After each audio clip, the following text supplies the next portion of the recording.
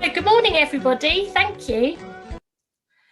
Great to see you all this morning. Welcome to our breakfast briefing.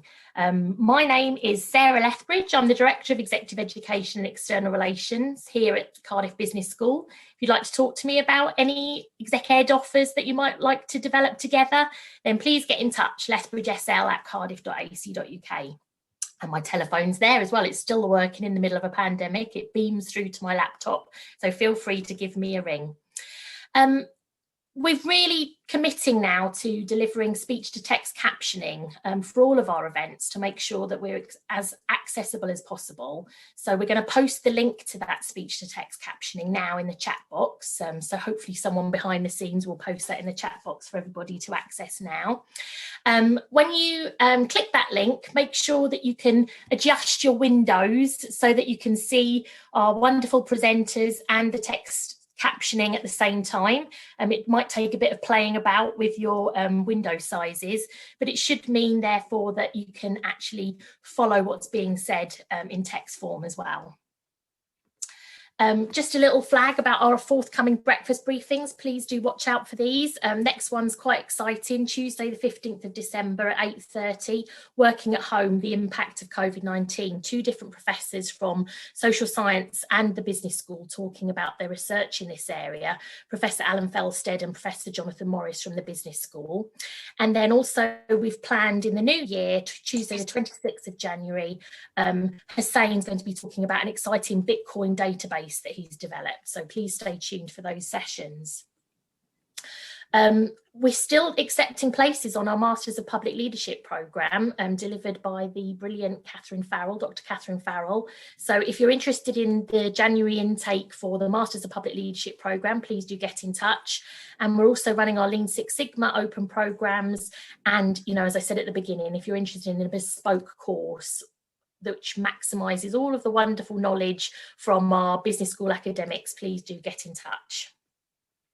We're going to try something a bit different today. It could work, it might not work. Let's see how it goes. Because what we really miss from our breakfast briefings is just the opportunity to see you all and chat and find out how you're doing. So what we're going to do after Wojtek's finished speaking is we're going to actually post a link to a Zoom meeting. This is a Zoom webinar, which gives us a bit more control.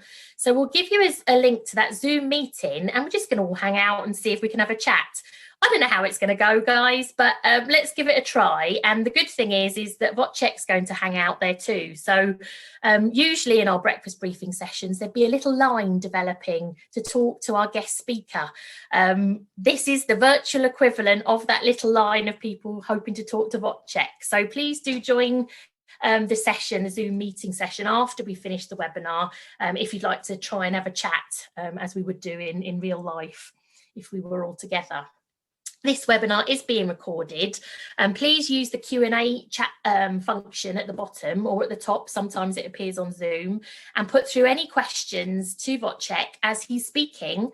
I think Wojtek's given us the license to actually interrupt him as well if it's a good question. So it might be a sort of interruption question, or we might just wait until the end of the session and Professor Hugh Dixon, who's head of our economics section, is going to be leading that question and answer session for us. So watch out for those. Again, we're going to try and be as interactive as possible. And if you have put your questions in and they're not anonymous, we can tell who you are, we might enable your microphone. So be ready for your microphone to be enabled if you've answered a question, and then you can ask the question directly to Wojtek. And that's it from me. So those of you who are regular breakfast briefing goers, they know that when it's a particularly tricky topic, I always like to hand over to a chair. And really amazing that we've got Professor Hugh Dixon as chair to introduce Wojtek and give you a bit of an insight into what you're going to hear about this morning. So over to you, Hugh, and thanks very much. Okay, well, it's a great pleasure for me to introduce Wojtek. Wojtek did his PhD at the elite European University Institute in Florence. I think it was 5 years ago, Wojtek. And then he came straight here, and he's been here doing some marvelous research on various topics, including international macro. At home in Poland. He's set up a think tank, his own think tank with a few Polish economists aimed at communicating economic ideas to influence public policy. And he's given this talk in Polish, I think, but now we have the opportunity to hear it in English here at Cardiff. So I won't waste any more time. I'll just hand you straight over to Wojtek. Wojtek. Thanks a lot, Sarah. Thanks a lot, Hugh. Hello and welcome, everyone. It's a great pleasure to be here and to give this talk. Please do enjoy your breakfast while we're having this briefing. I want to start just telling you that Sarah told me that I have around half an hour to deliver this talk. And if you ask my students, then they're going to tell you for me, it's actually impossible to finish within half an hour when I start talking. That's why I decided to start with the slide that actually concludes my talk. So now the technical intro, I want to share the screen.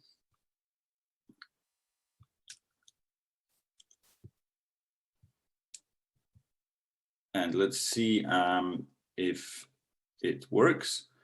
Please shout out if it works. We can see it. Perfect. So let me start with concluding my talk in case I'm not able to deliver those 4 points. And these are the 4 main takeaways that I would like you to take from my talk. The first main conclusion is that the structure of economy and the structure of how we live, how the population lives, matters. It matters both for the spread of COVID, of pandemic, and it matters also for the recovery. Second is how the recovery will look like, the shape. There is often a discussion about the shape, where it's going to be a V-shaped or an L-shape, and I claim that it's going to be an inverted square root shape. For ease of exposition, I have put an inverted square root on my slide here, which means that after a big drop, it will recover initially very fast, but it will soon level off. The third points of my talk will be about globalization. There's often very much debate in the public sphere about how COVID will change the patterns of globalization. I'm going to claim that it will not, that it actually will neither reverse nor stop the globalization process, but it will have some changes for economy and for businesses as a consequence in the following 4 areas. There will be high levels of public debt that we will get used to live with. There will be more regulated labor markets, higher taxes, and more funded public healthcare. So these are the conclusions. I think now we can go to the breakout room.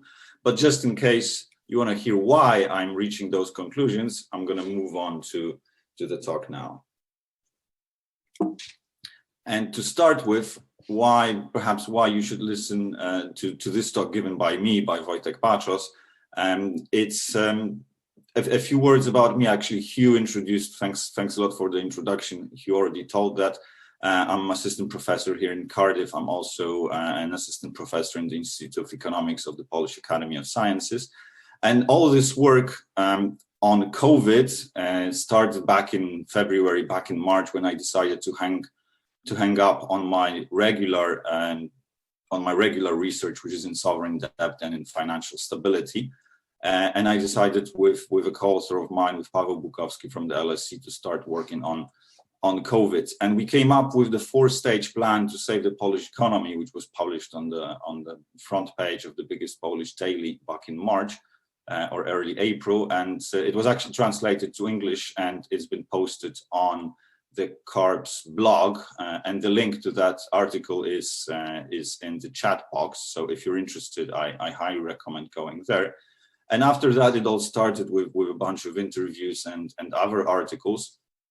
The reason I'm really proud of it, the main reason I'm really proud of it, is because I was also invited to a YouTube channel, which is very popular, and I gave a 90-minute interview on YouTube, which had more than 100,000 views. And for me, it's very important, because my original plan for career was to become a rock star. Well, it didn't work out because I have absolutely no musical talent. But I always dreamed of having hundreds of thousands of people, in my concert. And this is probably the closest to being a rock star that I'll ever get. That's why I feel almost accomplished. I think since the four-stage plan, since there is an article and there is a link to the four-stage plan, I'm not going to spend too much time on it. The main takeaway why we divided it into 4 stages is that the economic policy has different challenges at each of those 4 stages. There is a different challenge in the beginning, where the governments decide to hibernate the economy. There's going to be different challenges when the economy is going back to normal. If there is inefficient demand, then in the recovery, in the 3rd phase, there is another need to support weak demand management policy. And when we reach conclusions and we're changing, when we're drawing conclusions and implementing structural changes, then we are in the 4th phase of the new normal. And today I'm going to focus on this new normal phase, what kind of conclusions we're drawing from this experience and what will change in the global economy. But to start with, a quick recap of what happened in the economy. Lockdowns create recessions. This is unavoidable, and most importantly, it's purposeful, because this is a substitute to healthcare. The governments are closing down economies because they are not able to tell who is spreading the disease and who is not. That is a healthcare program to stop the disease from spreading. So a recession is a healthcare tool. Now, this tool, this lockdown, creates a negative, both output shock and supply shock. They're both similar in a way that they reduced and postponed purchases, a negative demand shock, and the negative supply shock reduces the production of goods and services, but they have mixed effects on prices. That's why in some countries we're going to see an inflation falling, and in other countries we're going to see inflation increasing, but in all countries we're going to see output falling. What is also important is that this shock is limited to a particular set of sectors. We're going to come back to that a little bit later. We did some output loss calculations at the very beginning, what we can expect from this lockdown measures. And we divided that into 2 effects. One is a linear effect. During 1 month of lockdown, a 1 month of lockdown cost us around 1.5% of yearly GDP. But this is only because sectors that we've closed are not producing anything. So this is under the assumption that there are no spillover effects in the economy. So after lifting lockdown, everything goes back to normal as it was before. Now those non-linear effects are going to be larger and larger the longer is the lockdown. The effects like unemployment will kick in, bankruptcy, spillovers, domino effects, and also possibly longer-term productivity losses from hibernated economy. We've calculated that the 3-month lockdown will cost around not 4.5%, but around 10% of predicted GDP. A second starting point is how the COVID-19 crisis compares to a financial crisis. First, there is a disruption in both demand and supply, which is different to the financial crisis, which was purely demand-driven crisis. There is the speed of how the crisis spreads is much different. The financial crisis took almost 2 years for it to fully spread across the world. For COVID-19, it was probably a couple of weeks. The financial crisis started in the housing sector, while COVID-19 started in the services sector, and that distinction will be very crucial later on. There was a different state of the financial system. Before financial crisis was highly leveraged and much deregulated. Now it was much more capitalized and much more regulated. And I claim that this is the reason why we're not talking about bankruptcies right now, because the financial system acted as a mitigator of this crisis rather than the amplifier. And it was different response to the financial crisis. The financial crisis was met with government's response of so-called fiscal austerity, while COVID-19 was met with large fiscal expansion, and that also matters. Let's look at some numbers. These are calculations, these are projections from the IMF, International Monetary Fund, and I'm going to take 3 countries as examples to highlight what might be driving the differences. Those differences are quite large. So these are the projections from June 2020 for the end of 2020 GDP growth. The UK was set to contract by 10%, Poland by 4.6%, and Spain by almost 13%. These are large differences, but the first point I'm claiming here is that we should not be looking at those bare numbers, but we should be comparing them to the projections of before anyone knew what is COVID. So to October 2019 projections. These are the last projections of the IMF before COVID. And if we calculate the difference between before COVID projected and after COVID projected 2020 growth, we're going to see that those differences are still large, but they're much smaller. For example, Poland is set to contract almost 8% rather than 4.6%, because before we expected that Polish economy would grow fast by more than 3% per year. That tells us that Poland is facing relatively mild, although 7.7% is not a mild recession, it's actually in normal times, it's seen as quite hard, but it's still twice less than Spain. However, unemployment figures are looking a bit different. In UK, it's less than 5%, in Poland it's almost 10%, and Spain is looking at the 20% unemployment at the end of 2020. This again, June 2020 projections. How can we account for those differences in output and those differences in projected unemployment? The first thing I want to mention is the structure of the economy. This is the paper called Occupational Exposure to Contagion and the Spread of COVID-19 in Europe, which was circulated in May 2020. And in this paper, the authors are calculating what they call an exposure indicator. This is an indicator based on a couple of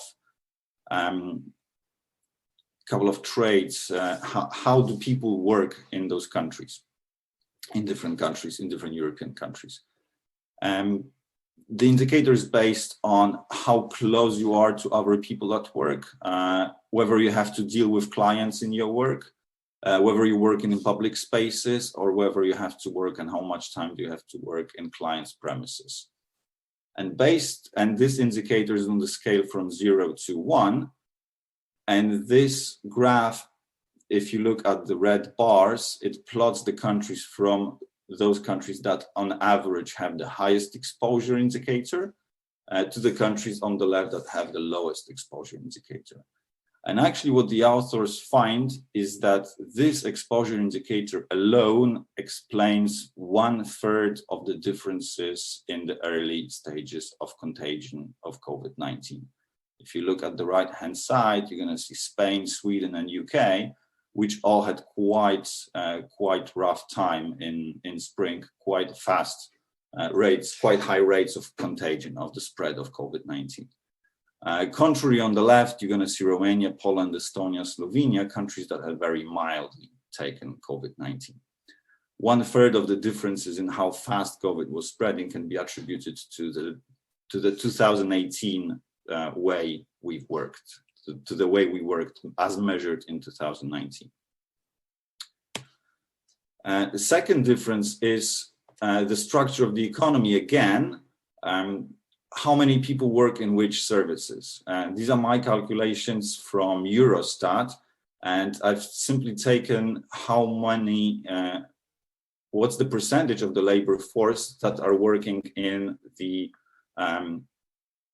sectors that were closed during lockdown.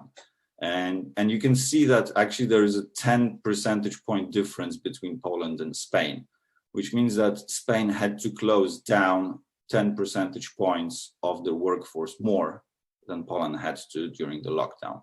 That explains quite a large fraction of the difference between the final outcome, the economic outcomes for Poland and for Spain. The UK is in the middle, exactly as the projections of the GDP drop for 2020. The second part is not the structure of the economy, but the structure of the population. And what I'm claiming here is that population density that is often mentioned in the public debate is not a good indicator of how close to each other we live. And obviously, the closer to each other we live in the cities, the faster is the spread of the COVID-19 and the more strict the lockdown rules have to be implemented to stop this spread. If you look at the core numbers, at the bare numbers, the UK has the highest density with 273 people per square kilometer, whereas Spain has quite low density with only 96.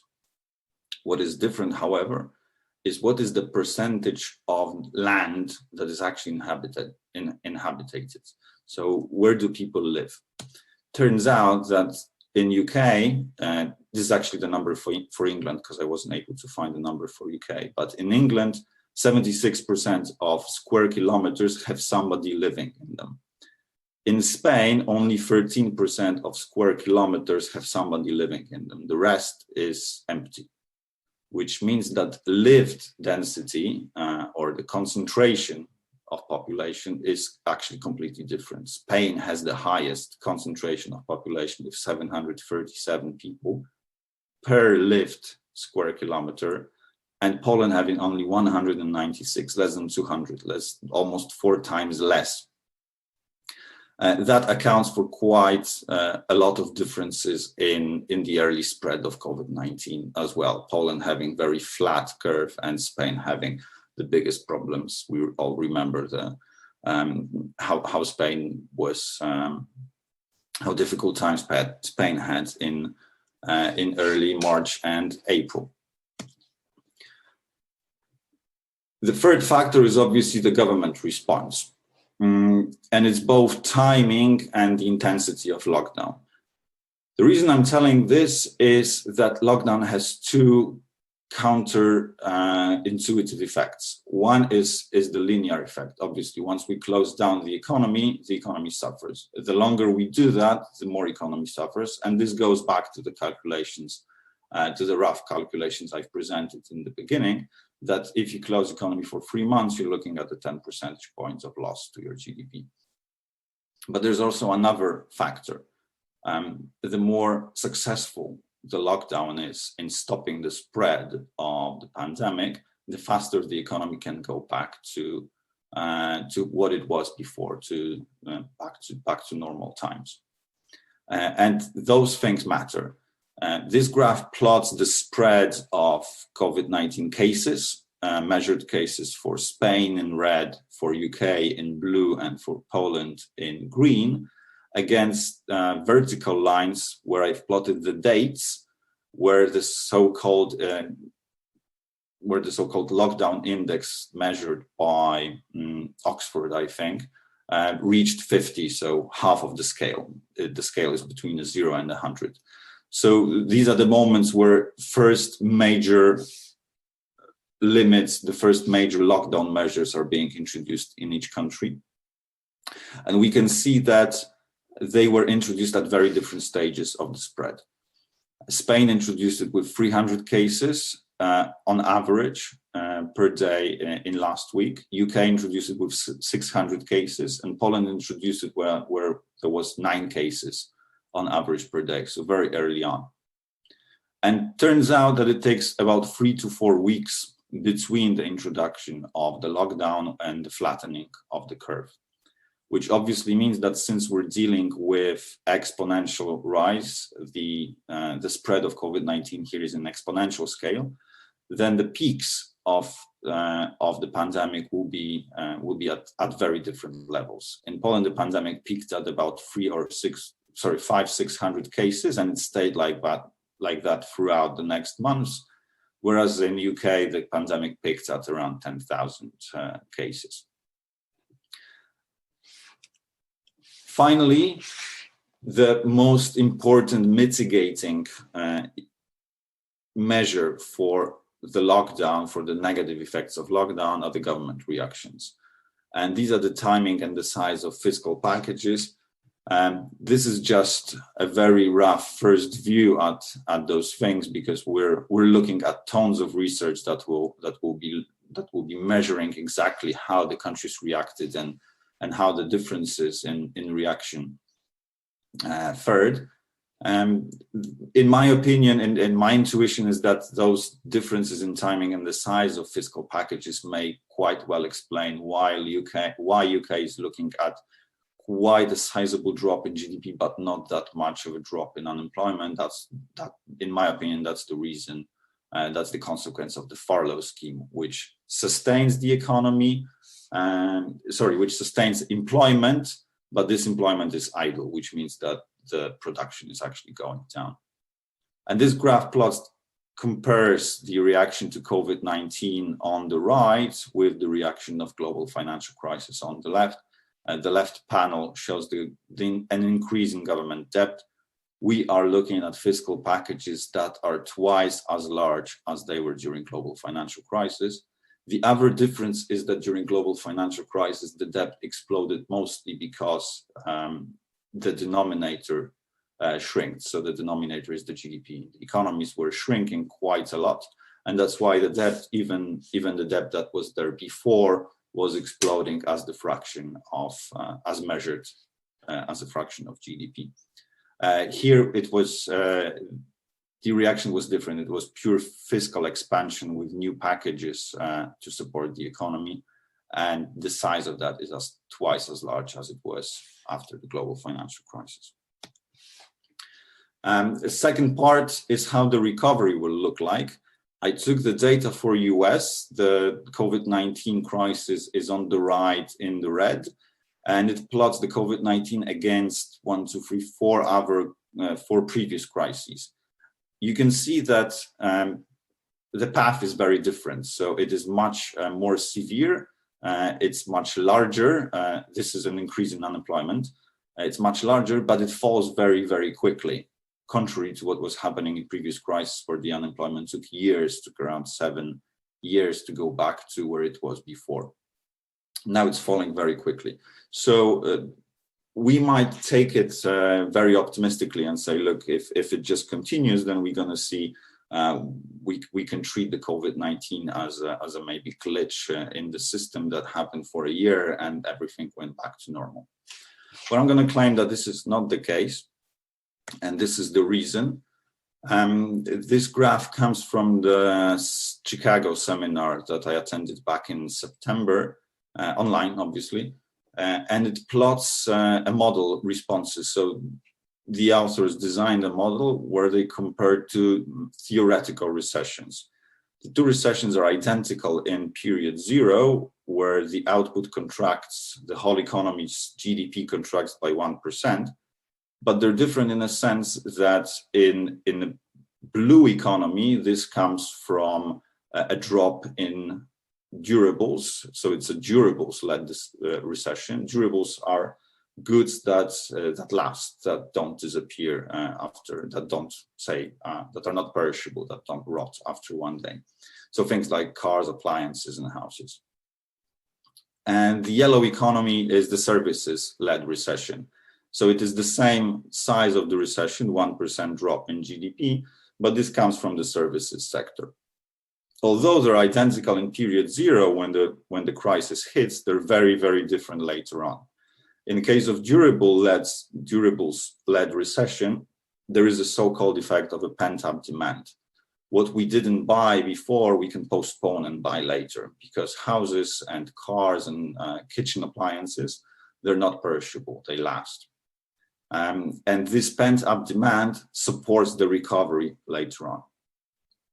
When we are in services-led recession, there is no pent-up demand because we can't really make up for the lost services. So an example is that if we didn't go out for lunch in March, then throughout the March, then it's impossible to go twice a day for lunch later on to make up this lost demand in the services sector. And why is this important? Well, because we have a data on what is happening to durables and what is happening to services now and what was happening during the Great Recession. The Great Recession is in blue, the COVID-19 is in green, and these are the sizes of the drop. So in the left panel, the left bars are the drop in the consumption of durables in Great Recession and in COVID-19. We can see that the Great Recession was durables-driven recession. Whereas on the right-hand side, there is a drop in services. The drop in consumption of services during COVID-19 is 70%, whereas in Great Recession, there was actually no drop in services. They even increased a bit because people were substituting away from consumption of durables into consuming a little bit more services. So this empirical investigation, which was also in one of the seminars in Princeton seminar in June, shows that the composition of why the drop happened during COVID-19 is a very different one. And we can't bank on the pent-up demand. So even though the recovery is very fast now, it will soon level off because there will be missing this effect of the pent-up demand from the drop in durables that can support fast recovery further on down the line. And actually, this is what we can see in the projections from the IMF. This is exactly the shape that I was talking about, which is an inverted square root. The advanced economies here are plotted in blue. The middle of the graph is the trough of the COVID-19 recession. One reminder is that we're talking about June 2020 projections. So I looked into those projections quite in detail. They assume that exactly after those projections are published in June 2020, everything goes back to normal. So there is no second wave, there are no more lockdowns. We already know that this scenario will not materialize.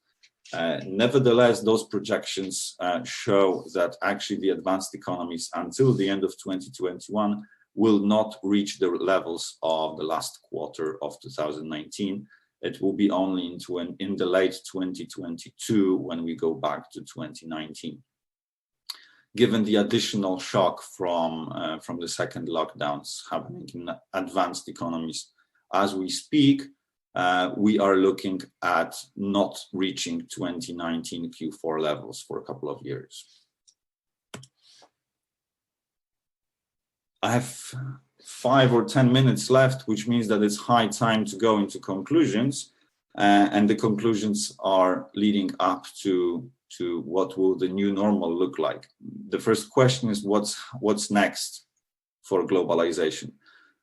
We have quite a lot of evidence that international trade leads to fall in prices, fall in markups, increase in the variety of available products, something that we often miss, but it's actually quite important. Increase in incomes and fall in poverty levels across the world, a fall in cross-country inequality, but also increase in within countries inequalities, and increase in productivities in the long run. If we believe that the globalization will reverse, or actually sometimes I read pieces that are cheering that the globalization will maybe slow down, then we have to accept the fact that all of those positive things, all of those outcomes of globalization will stop and reverse. The question is whether this is really something that we're looking to and whether we're happy to give up on low prices, high productivity, and increase in incomes. In my opinion, no. And actually, when I look at the data, things are looking very, very different in COVID-19 to how they looked in financial crisis. Namely, during financial crisis, production recovered faster than trade. Well, neither of them recovered very fast, but trade recovered slightly slower than production did. In COVID-19, we're looking at something completely opposite. So right now, trade, this graph plots the recovery of trade in both financial crisis and COVID-19 pandemic. It didn't fall as much as it did during financial crisis, and is recovering much, much faster than it did in financial crisis, whereas we know that output levels are not recovering that fast. So trade is recovering faster, therefore I do not expect that the globalization will either reverse or stop or slow down. However, things will change. First is the different approach we're having in the public debate and in policy and in policymakers' circles to healthcare. This is actually not an expense, a consumption expense, this is an investment. Healthcare expenses are investment in the future of the economy. And to visualize this, I took one of the most famous graphs that were spreading around the internet back in March. the idea of flattening the curve. Well, actually, the only reason we had to flatten the curve was because of the healthcare system capacity. So a much smarter strategy compared to flattening the curve would be to increase healthcare system capacity, which I depict in the green arrows here. That would mean that we can flatten less, or maybe even not flatten the curve too much, which means that we could have saved the economy. Remember, I started with the first slide. What happened? The recession was unavoidable because it was a healthcare program. Actually, if we put healthcare programs into healthcare, we wouldn't have been. Maybe we could have used less stringent economic measures, so the recession wouldn't have to happen to save people's lives. The second one, which I won't have too much time to spend, is regulation of labor markets. And this is the paper about dual labor market. The dual labor market is regulated versus unregulated labor markets, and the graph compares unemployment in France and Spain just before the global financial crisis. They were quite similar, about 8% of unemployment. And during the financial crisis, the unemployment in Spain absolutely exploded to around 20%, whereas in Spain, it only did go up to around 10%. The paper gives the reason that is given for these differences is the duality of the labor market in Spain, with very regulated part and very unregulated part on the other hand. We actually know now that those dual labor markets, like in Spain, are an automatic amplifiers of the recession. So the recessions are becoming longer and deeper when we're working with this kind of structure. And that's why I expect that there will be changes to this, especially that Spain is heading into another period of 20% unemployment after the COVID-19 pandemic. The fourth change will be we'll get to live with high public debt levels for years. This is the question from the Center for Macroeconomic Survey among British economists. And the question was, how urgently should the UK government address the rise in public debt? And the prevailing answer was, there is no need to take or announce any budgetary actions to reduce the deficit or the public debt until the end of the pandemic. So this is a very different approach the profession is taking at the public debt compared to the global recession 10 years ago. Finally, how are we going to pay those debts eventually? I claim that we're going to see higher income taxes, but not in the forms of leveling up all the tax, but in the forms of higher progressivity. And there is a discussion of wealth tax, which was a no-go territory for the last 30 years, coming back. Actually, this same survey of British economists asked the question, what is the best way to eventually, in the future, reduce public deficit and debt?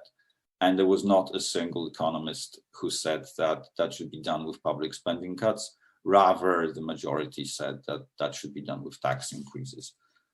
So we're opening the debate on tax increases, which was not present too much in the public discourse in the past.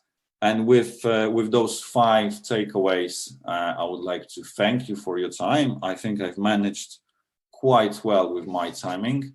Now I need to check how to stop the screen sharing. I think it's somewhere here. And please, if you have any questions, then I'll be happy to answer.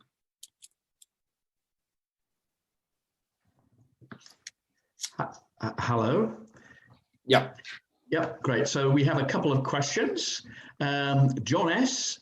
Asked, any thoughts on how the experience of the pandemic will change attitudes towards dispersing from cities? The UK economy is centralised on London. Will the London economy return to what it was? It's a great question, and I had a lot of discussions on that and a lot of thoughts on that. There is one effect that supposedly people are wanting to move out of towns, out of cities, and there is anecdotal evidence about it. For example, from firms like Zoopla on Rightmove, that majority of searches are for houses outside of especially for London area. The majority of searches are for houses outside of London. The thing we need to remember is that what we call in economics the general equilibrium effects. Once people start to move out of London, prices of properties in London might start to go down, which will attract them back to the city. The other thing is that if we are looking at the changes to how we work, to the working patterns, and there is a lot of debate on that we'll be working more from home, that would mean that less people would commute to the center and move their offices to their homes outside of big cities. And already now we're seeing that the public transport has a lot of the shortfall in income, which means that public transport services might well have to be either more expensive or less frequent, which will again be a mitigating effect for people to moving out, because they, right now when we think of moving out from London, we're thinking that there will be the same services in the future. Well, that might not be the case, which will attract people back to the cities. So I don't have a clear opinion on that. There are many effects that we'll have to consider, and this is not something that might play out in the next year or two, because these are long-term trends, and moving houses is not that easy. Changes to public transport are not taking weeks or months. So the short answer is I'm not too sure. Okay, thank you very much for that, Wojtek. The next question, there's a little technical one I'll leave till last, but the next question is from Daniel Jin. He'd like to thank you for the presentation. And what can we learn from the US and China's experience of controlling the pandemic and recovering? And is it appropriate to lock down for future economic recovery? And I'd just like to piggyback on Daniel's question. I mean, in a sense, we're talking about the European experience here, which is not very good, and it's probably even worse in the US. But, Thailand, Vietnam, South Korea, China, it's all over there. They still have to worry about the pandemic, of course, but the economies are back, and, they don't, it's a completely different world over there. I have relatives over there. So, you're talking about Europe. How does it link into the global view of experience in different countries?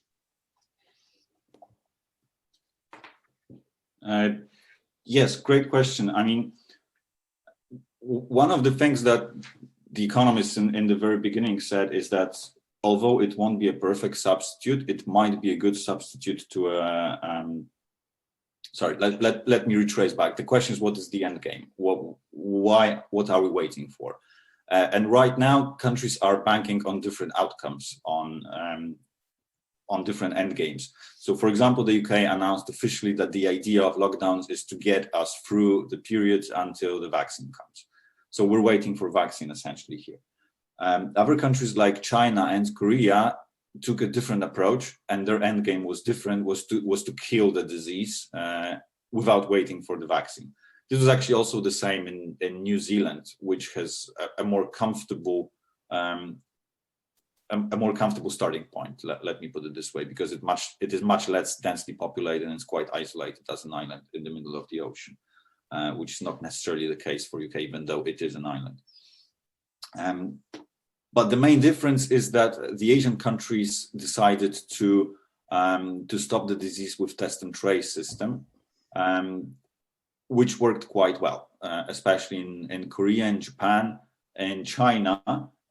They were able to isolate the cases. And if we again go back to the question of what are the lockdowns really for, why are we in lockdown? Well, that's because we can't really tell who's spreading the disease and who is not spreading the disease. So one way is to find those people who are spreading the disease and isolate them. And the other way is just to isolate everyone, because we can't really tell. So the approach of finding those people who are spreading the disease was the first thought that those Asian countries had. The difference is that, well, we have different political systems in Europe and in Asia. I'm not a political scientist, so I can't really tell you how successful this approach that Korea took would be. It does require giving up a lot of privacy. So the government decision knows where you are, who you've met, who you talk to. This is a big question, and I don't want to answer that question. But I think this is a very important part of why those approaches in Asia succeeded, and why those approaches are not succeeding too much in the UK. The other thing is that we do have a taste and trace system in UK, which the scientists are saying that has quite marginal effects on stopping the spread.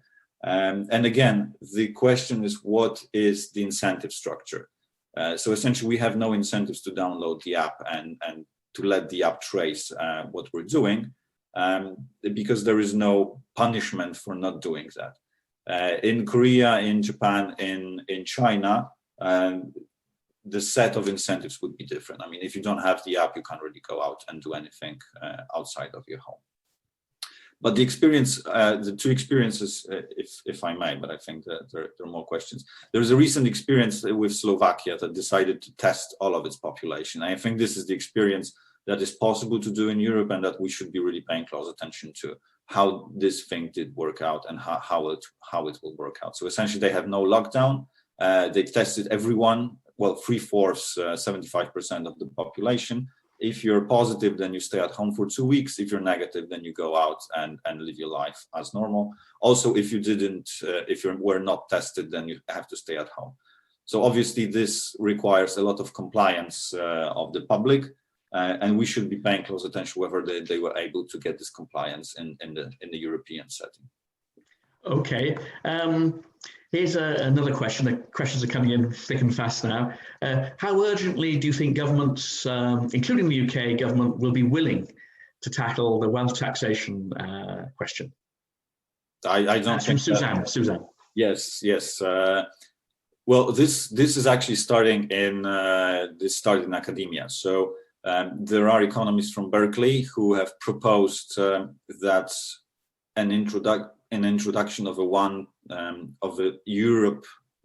European Union-wide wealth tax on wealth above 1 million euros of 1% per year would be able to pay off a 10% debt to GDP levels that we're having, of additional debt to GDP levels that we're facing right now over the period of 10 years, more or less. So 1% of GDP yearly we can raise from this tax. So these ideas are coming in from the academic circles. They're not yet in the public debate. I don't think that the policymakers will be very willing to go this way and to take this up. But this starts to be discussed as a possible way out, which was actually not in the public debate before. So this is one of the changes that I think are happening. Okay, thanks for that. And then there's somebody called Kent Matthews, who's saying the last time the UK economy had debt levels of this magnitude was after World War II. Despite a high incidence of progressive taxation, the main way the debt was reduced was through inflation. Are you underestimating the long-term inflation effect of government policy? So can we just inflate away our debt? I think this comparison with World War II is quite telling, especially that, after World War II we had mountains of debt and high inflation. What I think changed is the institutional setting. It was quite different after World War II. With more dependence of the central bank from the government. It's more independent now, and for good reasons. And the second thing, I think we kind of learned what inflation is. What I'm saying is that there is a scope of higher inflation to inflate away the debts, but I don't think it's that large as it was after World War II. In my opinion, we know from theory models that it's actually surprise inflation that can inflate away the debt. But if inflation is expected, then this will be priced in, and this will have the pricing in, the expectations of higher inflation will kill this effect of inflating away the debt. This is one reason why I don't think that inflation will play that much of a role. The second one is that there is a different structure of economy in a sense that unions have much less power, which means that they have much less bargaining power, which makes increases in wages less likely than it was in 1950s and 60s, where increases in wages were spilling over to increases in price, and that was spiraling the inflation spiral. And the third reason is that it's a very unequal tax. So the inflation mostly affects those less affluent because it takes away more of their income compared to those more affluent. So inflation is not an egalitarian tax, as I wrote in the piece, which was published on our blog and also on the LSE blog, which means that if we're banking on inflation, then we should be also including some progressivity in income taxes to compensate those unequal effects of inflation. Okay, well, I might come back myself to the inflation question, but before that, I'll just ask a slightly technical question, but I think it's very interesting because it was a key concept you sort of introduced, which was how exactly did you calculate the exposure indicator? You introduced it early on in the talk, and it's obviously very important, and I think some listeners would like you to just go through it a little bit more slowly. Okay, so I didn't calculate the exposure indicator. This is the result that I took from another paper published by a colleague of mine, circulated by the colleague of mine. And this is based on the raw data, which is a survey of the European workforce. I will have to go back to that, but you can see there is a source from this graph, and you can find this paper. So they're going to give you exactly the database that they use. Turns out I was also surprised that the European Union is doing quite extensive surveys on the conditions of work. And you can actually find, how many people, the raw data on things like how many people you meet per day in your workplace and how often you work in your client's premises. And what he said is that he just took all of this data that when you meet people, you're more exposed, and he calculated an aggregate exposure index. He did it in two ways. One was the average for everyone in the country. The other one was how many people in the country are above the average for the European Union. And both of those exposure indicators correlate quite strongly with how fast the pandemic was spreading in the early months of March and April. I'm not sure if that explains. Yeah, I think that helped. Now, I also like the related concept of population, not density, but that you had, because I remember in an informal conversation you were talking about the South Wales, the valleys. That if you look at South Wales, it looks like there's not many people there in total. There's lots of land, but in fact, the people are all very densely packed into the valleys, so that they actually live quite close together, even though like Spain, the population density figure might be quite low. Well, just to come back to my inflation figure, inflation question, inflating away the debt, which the question that Kent raised, I think there's something which I've been looking at particularly, is this notion of financial repression. Central banks have kept interest rates at zero, even though inflation has been well above zero. I mean, in Britain, in the aftermath of the great financial crisis, it reached 5%. And of course, governments will have the option, if they want to have inflation and zero interest rates. And that can pay off the national debt very, very quickly, because you were assuming that the interest rates would have to rise. But if the interest rates are kept artificially low, then that means that the interest rates won't rise with inflation. So do you think there's a role for financial repression in paying off the national debt? I guess the question is how strong the expectations of future inflation are, and they're quite well anchored at low levels. That's why we could have lived with 5% inflation, because in the end it didn't really affect the inflation expectations too much. So the people didn't start to price in future increases in prices into their everyday decisions. And I think that is the moment where things break down. Once, like for now, when we're planning our budgets, we're not really thinking that the prices next year will be somewhat different to what they are this year. But once we start to try to factor that in, that, oh, maybe actually I have to spend more on my childcare, on my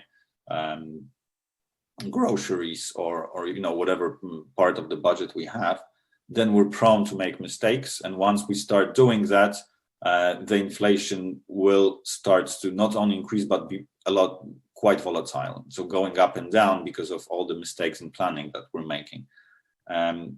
And in this situation, the role of independent central bank is to tame those inflation expectations with a policy, either interest rate policy or forward guidance, and any one of the unorthodox policies.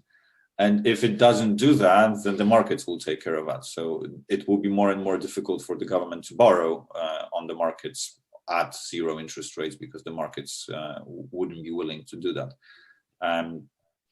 And that's why I think that there is a limited scope for inflation to inflate the way the debt. But I'm open to have a nice conversation on that and to be persuaded otherwise.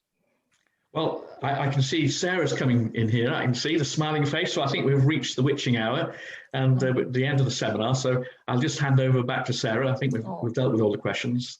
Thanks, Wojtek. Thanks a lot.